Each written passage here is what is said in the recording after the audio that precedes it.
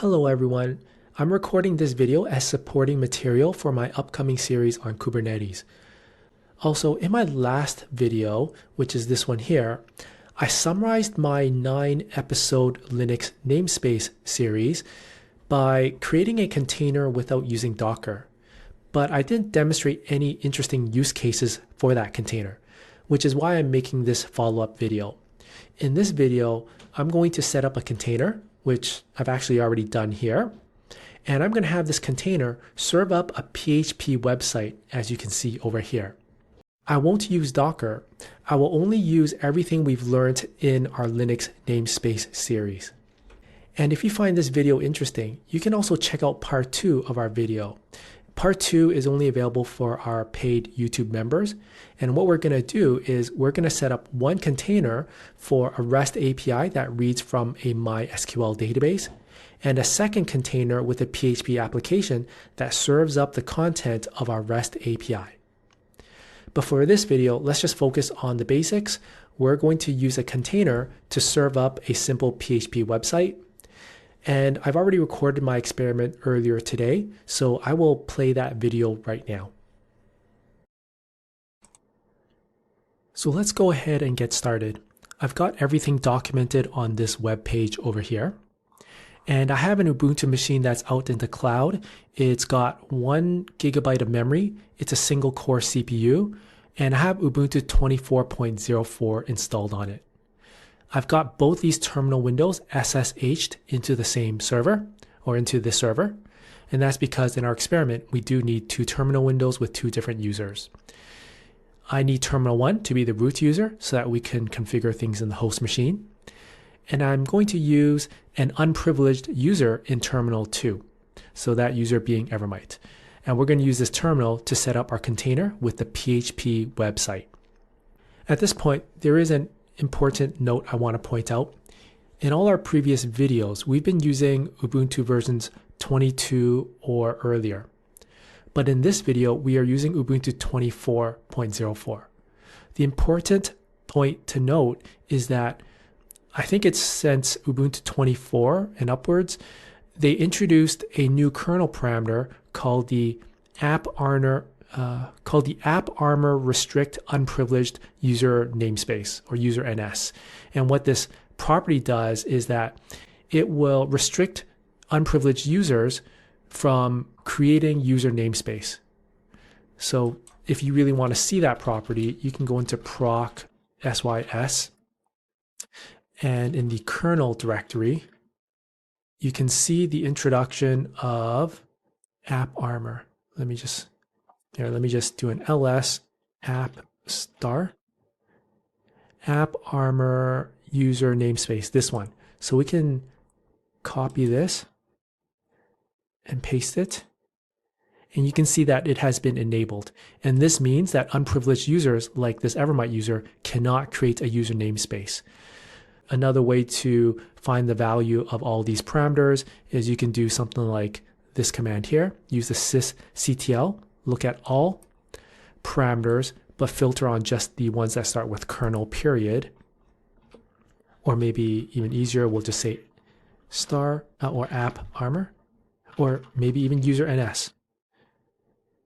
There, you can see it here. It's been turned on.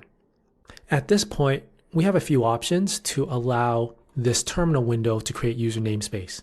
We could just log in with the root user, and then it would be able to create the user namespace. Or we can give Evermite user the sudo privileges, and then we just preface our unshare command with the sudo prefix. Or another option is we can temporarily disable this app armor restrict unprivileged user NS property. So we will do that. And now it's been unset. I believe if I do this, you can see that it's been turned off. If you want to do this in a more, let's say, permanent way, such that when you reboot the machine, it persists, you can always write a configuration file like this. But of course, this probably isn't recommended because Ubuntu introduced this for security reasons. But given that this is a lab environment, it's okay for us to even temporarily set it for now. So you can decide which approach is most suitable for you. In our case, we've temporarily set it, so we can go ahead and move on. And what we're going to do is we're going to set up container 1 to host the PHP website. And the standard steps to setting up a container, we've done this many times in all our previous videos, in the summary video, in the final episode of our Linux namespace series, or actually following through our 9-episode series. And because we've done it so many times before, I'm just going to fast forward through these steps. If you need more explanation, just watch one of our earlier videos.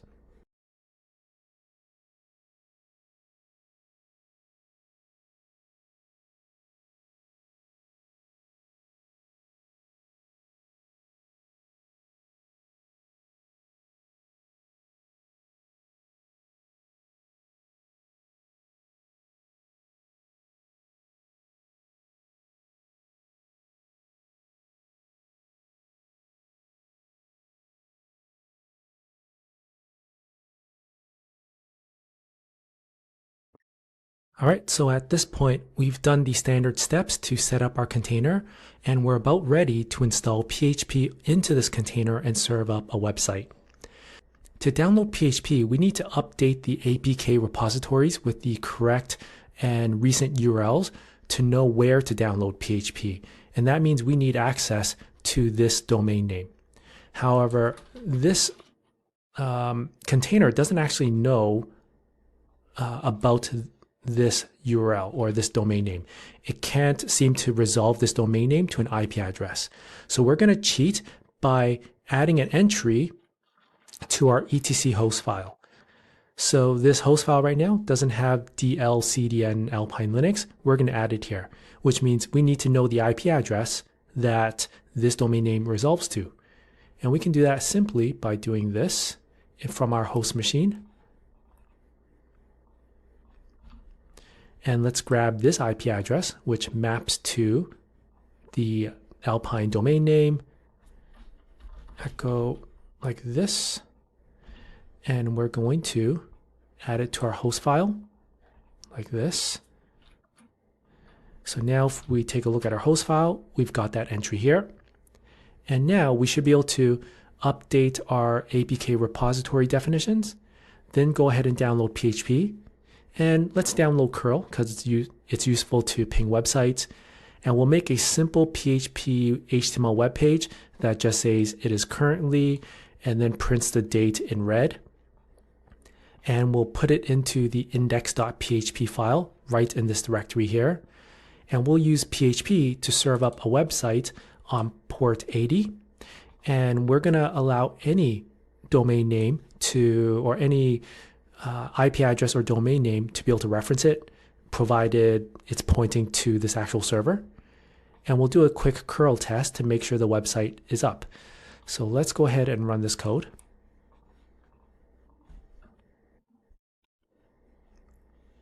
Oh, I had to press enter again, but let's do a curl and see what happens.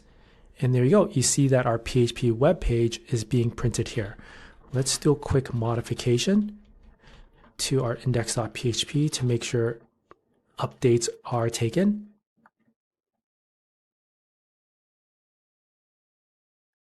And it is. So you can see, yay, it is currently, and it prints this date here.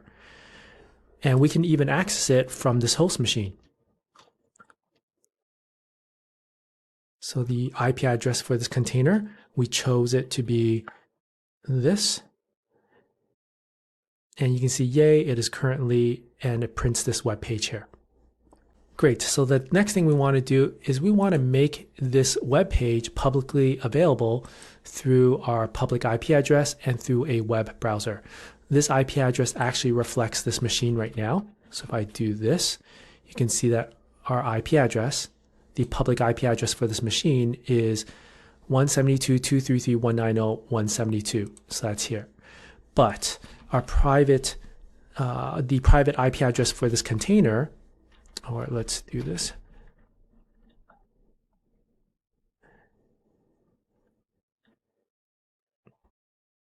Let's see. Let me try to find it.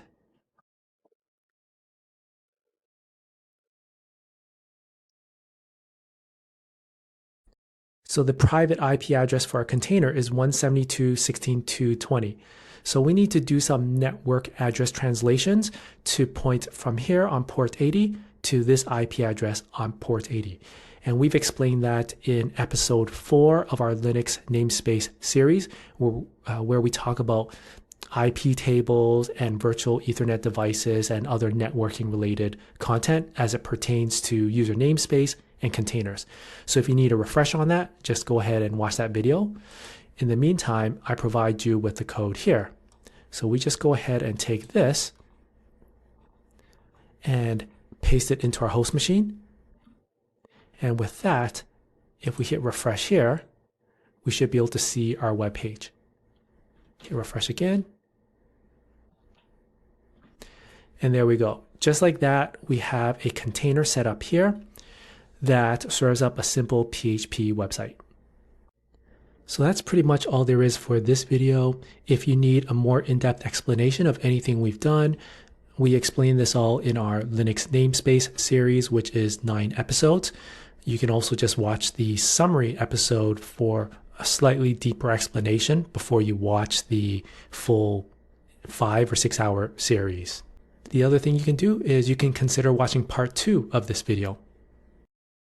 In the second video, I will set up 2 containers to serve up a tiered PHP application. So in one container, I've got MySQL installed with some test data, and then I put PHP on it as well to serve up a REST API. And in the second container, I have PHP and Apache installed to read content from the API and serve up a web page at a URL like this. And then you can actually update the URL to see specific records. This would be just Jane, and this would be just John. So that's it for now. We hope to see you in the next video.